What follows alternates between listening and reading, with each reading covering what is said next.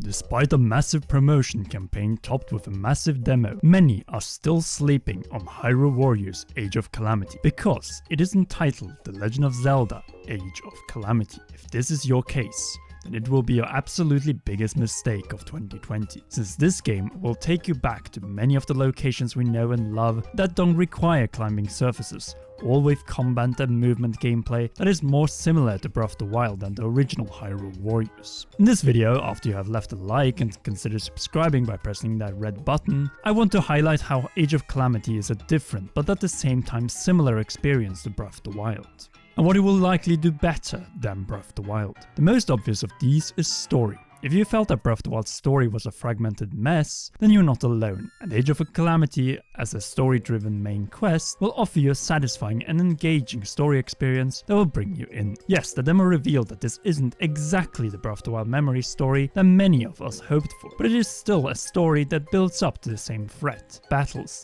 struggles, and with similar factions. The Kingdom of Hyrule with its princess and champion, together with the Sheikah, champions of the Zora, Goron, Rito and Gerudo tribes, against Calamity Ganon, his monster, this new male villain, and the Yiga clan. A premise far more interesting than the one found in Breath of the Wild, which might bring a twist or two as we battle our way through Hyrule Field, Zora's Domain, Death Mountain, Hebra, and obviously the massive Gerudo Desert with Gerudo Town. All locations we know and love from Breath of the Wild, but with far more action between the exploration of these iconic settlements. It is a return to the places we love, but also a journey to the Hylian settlements and military strongholds that were lost and turned into ruins 100 years ago, and were only seen as ruins in Breath of the Wild. Yes, we'll not be able to explore civilian buildings from the inside, but just being able to take a moment to explore Mabe Village or the ranch next to it, before heading over to defeat some more enemies, shows the attention to detail and level of recreation and love that has been put into this game. Thanks to the demo, we already know that the presentation and color vibrancy is far above that of Breath of the Wild.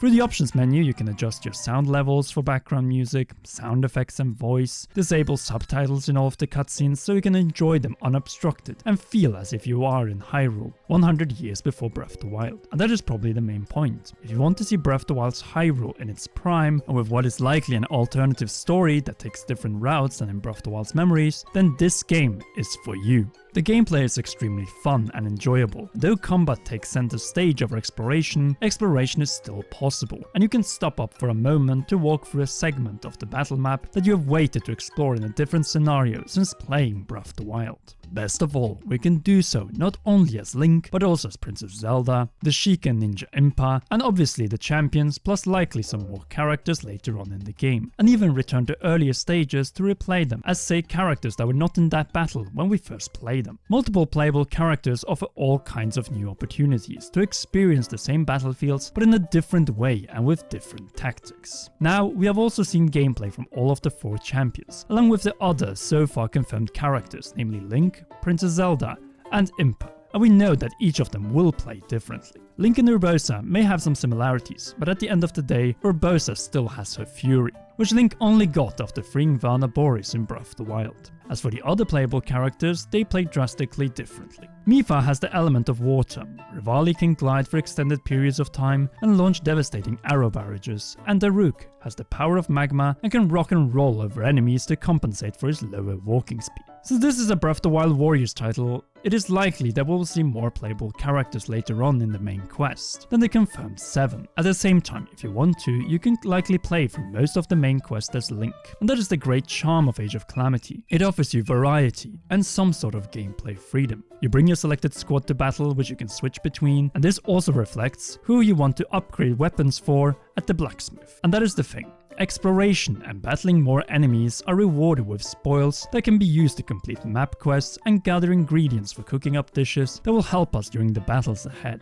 much like in Breath of the Wild. And just like it, doing side quests grants us rewards that help us progress with future quests or even side battle challenges. At the same time, it is good to see that the story cutscenes differentiate themselves from the over-the-top action found in the gameplay battle scenarios. Zelda isn't a big fighter in those, but rather a princess that needs protection as long as her sealing power remains dormant. That is reflected in the gameplay, trailers, and demo, and is as true as it gets to how the memories depicted Princess Zelda in Breath of the Wild prior to her awakening. The king is concerned of Zelda's progress and training, and Link stands loyally by her side, protecting her from any threat. You don't get truer than that. Then you have the gameplay sections that we didn't have in Breath of the Wild, like piloting and realizing the immense power of the divine beasts. This is nothing short of incredible, and shows how much love has been put into this game to give us a complete experience of how the champions mastered the ultimate weapons of Hyrule.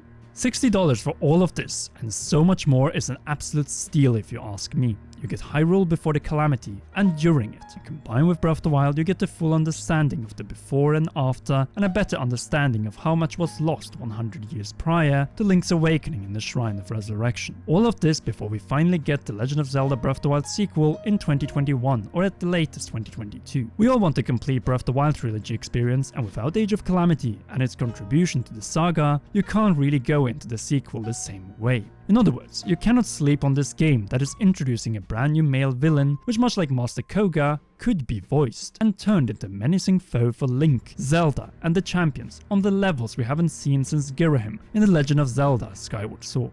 In other words, we're losing the exact same freedom we had in the open air of Hyrule, and all that remains of that freedom is the map. But in return we're getting so much more in terms of story, voiced characters, locations that were ruins in Breath of the Wild, combat, playable characters, and even playable Divine Beast sections. No matter what your plans are for the rest of 2020, you should buy and play Hyrule Warriors Age of Calamity if you loved Breath of the Wild. Experience the struggle and breakdown that we never really got in Breath of the Wild outside of a few memory cutscenes, and fight for Hyrule against increasing forces of evil. If that isn't a selling point, then I don't know what is. So many beloved locations, playable characters, a story that could rival the best in the series, a long list of cutscenes that will be to a large extent voiced in Japanese, English, French, Spanish, German, so on. Divine Beast sections, plenty of map side quests and battle gameplay side challenges, gallery with all major cutscenes and soundtrack, profiles with description and art of the playable characters, upgrades and trading of weapons and other items. There's just so much more to this game than we really think,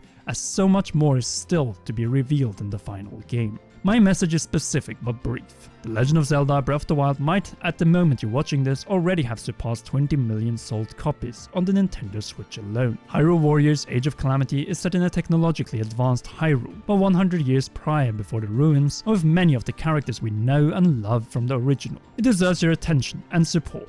It should by all means sell more than 5 million copies. This way we can get more Warriors titles that are tied to the Zelda canon, which we can't wait to explore. This game deserves far more attention than what it is getting in YouTube videos online, as at the end of the day, this game is a Zelda game minus the dungeons and puzzles in these. This game is far bigger and important than we think, and it could mark for a major change in the Zelda franchise and how each generation of Link and Zelda are told and handled after 2025. This is the first taste of the future of the Zelda series, before the sequel to The Legend of Zelda Breath of the Wild. It is a love letter from the Zelda team and the Warriors team, and I just ask you to take it, as this is one of Nintendo Switch's most important games in 2020. Play and beat it, and then we can return to the hype train that is Breath of the Wild 2 shortly after.